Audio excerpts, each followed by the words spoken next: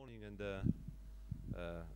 thank you for inviting me and the organization committee. It's a real pleasure to be here for the first time in the Gulf meeting, and really I appreciate because we have a lot of friends, and the session I think will be interesting, and do not hesitate to interrupt me.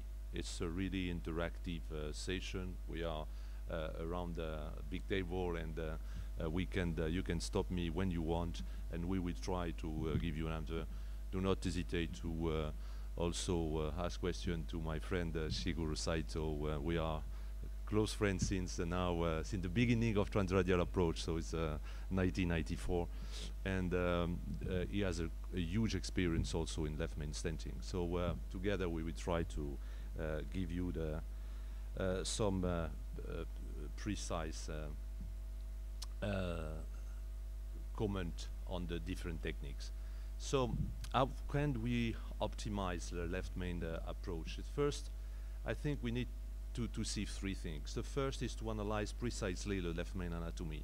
Before starting the left main stenting, take time to analyze precisely all the different parameters of the lesion. Second, of course, is to know the different technique, and we will see together, we will share the different technical possibilities of the left main stenting. And after that, we have to be sure that the stent is correctly applied. So we have to optimize the stent deployment and verify what we have done. So first of all, an example of a non-distal left main. When you talk about left main, there are two main categories, the non-distal and the distal. Normally, the non-distal is easy to treat. The distal represents the most difficulty concerning the technique. This is an example of an ostial left main lesion. And you can see that this patient had clearly no additional critical lesion, just this critical eccentric, non-calcified left main lesion. We are working via transradial approach, 6-range catheter, and the first is to see what is the best view to analyze the left main. Certainly, this is the NAP view, but this is not the best one. The best one is certainly to take a cranial view, and then you have to look from IRO, right anterior oblique, 10 degrees cranial, to LAO, 50 degrees cranial. You have to test and find the best view when you see correctly the left main and the wall of aorta. And this is, you know, LAO cranial. You can see very well the aorta, you can see very well the left main, and this should be the best view to implant the stent. So what we have done, it was not calcified, so we did direct stenting, but again, you can do pre-dilatation, and this could facilitate the stent implantation. If you do the pre-dilatation, for example, 3 millimeter balloon, then we place you 3, 5, or 4 millimeter stent, and then you can do the post-dilatation. So we work in this view, then we choose a very short stent, 10 millimeter stent. We have to be sure that the stent does not take the bifurcation. So when you place the stent in a cranial view, then you have to come back to the caudal and look at your bifurcation to be sure that the distality of the stent does not cover the ostium of the circumflex. Then you deliver the stent, and then high pressure, and this is the, the final angiographic result. Technically, it's exactly what we do when you are doing ostium of the right coronary artery. So it's an ortho-ostial lesion.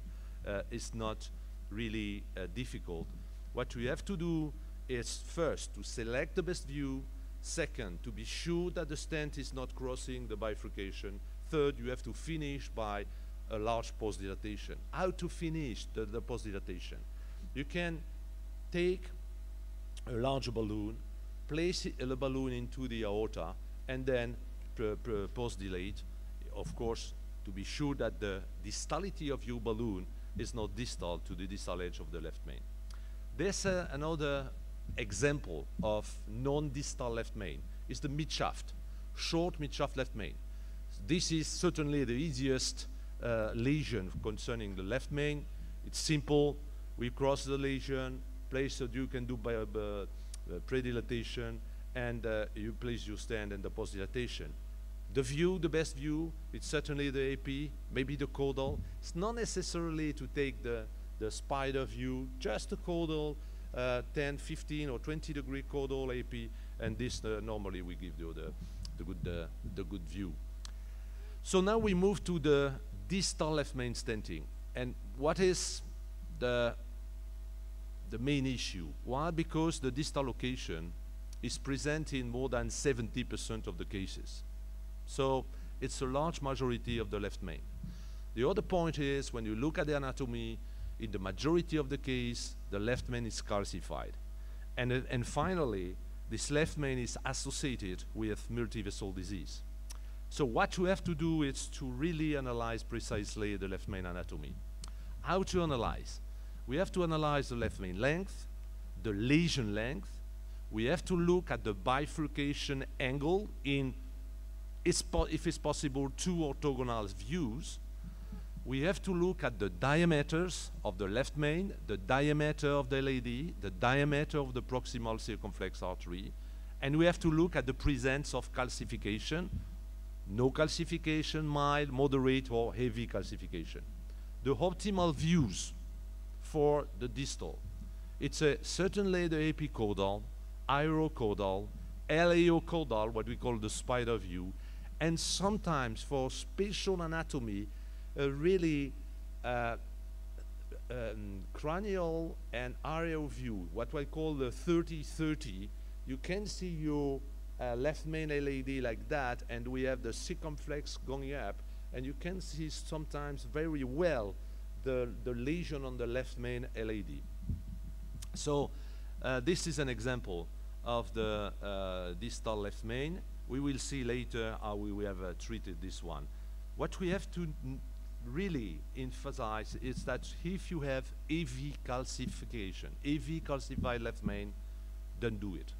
Surgery should be certainly better, because the problem is to be sure that you open your lesion. The problem is to be sure that your stent is perfectly opposed. The other point, sometimes difficult, is the left main diameter. In this case, for example, it's quite simple. We can evaluate by visual estimation. You know that the diameter of your guiding catheter, so you can evaluate the LAD, the circumflex, and the left main. You can evaluate by QCA. You can evaluate by IVUS evaluation. For example, here is the diameter of LAD is 3.5. The left main is between 3 and 3.5. The circumflex between 3 and 3.5. So at the end, we know that the left main will require a stent of 4 to 4.5 millimeter in diameter. If you treat the left main with a 3.5 millimeter stent, there is something wrong. Could be exceptional, small vessel in the small woman, it could be. But normally, a left main require more than 4 millimeter stent. So in this case, it's simple. But look in this case. In this case, it's more difficult. How to select the stent for the left main? We know that here it's around 3.5. We know that here is between 3 and 3.5. But how to select here? We cannot evaluate. It's a diffuse lesion calcified from the ostiole to the bifurcation. So what you can do is to do IVUS. But again, I'm not sure that the IVUS catheter could cross this critical lesion. So you can predilate with a 2.5 millimeter balloon and then do IVUS. But of course, predilatation, do IVUS, you can have some hemodynamic problems, so it's not sometimes comfortable to do that. What you can use is what we call the Murray law, or the fractal law. That is to say, you had the diameter of the LAD plus the diameter of the circumflex. You multiplied this by 0.67, and you will get the diameter, the theoretical diameter on the left main. So this is easy. You do this, and it's not necessary to do IVUS, etc., etc. And more simple. So, in this case, atherectomy, 3 millimeter balloon, 408 millimeter DES, and this is the final result after a post-dilatation of a 4.5 millimeter balloon at 22 atmosphere, and you're seeing that at the end we need at least 4.5 millimeter. So before starting the technique, have you any question? Maybe we can have the light on. Any question concerning this? Yes?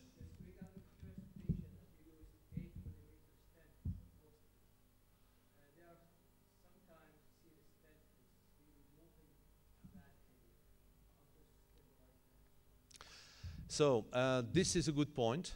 Sometimes you have effectively the stent is moving, particularly when you are using the transradial approach. Igor, you can give some comment about that. So when we have this, how to do that? The first is to place your wire really in the distality of the LED, really, really, really distal. And you block your then you advance your catheter and you block on the distality of the wire. That is what is important is the couple between the wire, the guide wire, and your guiding catheter. The other point is when you have to, at the beginning, you have to place really your guiding in the left main, even there is an osteal lesion. Block on the wire, advance your balloon. To do the predilatation, you have to disengage your catheter. So do your predilatation and then re-engages to test it. And then when you advance with the stent, what you have to do is to engage the catheter, place the stent in the bifurcation, then disengage a little bit, and then remove your stent and check in a LAO cranial. And if you have this movement, what you have to do is to, again, use the wire. If it is really, really not comfortable, you can use a second wire, and you place second wire in the circumflex or in the diagonal branch. And sometimes with two wire, it's really more stable. But it's true that sometimes, what is true, it's to place a short stent, 8, 9, 10 millimeter stent, is very, very difficult. Even in the mid-LED, you can have this kind of problem. That's true. Other question? Yes? Any recommendation for various guide selections, whether you are doing the ostium, the shaft, or the left main? Yeah. So for the distal left main, we can intubate normally if the ostial is not diseased. You can take a really guiding with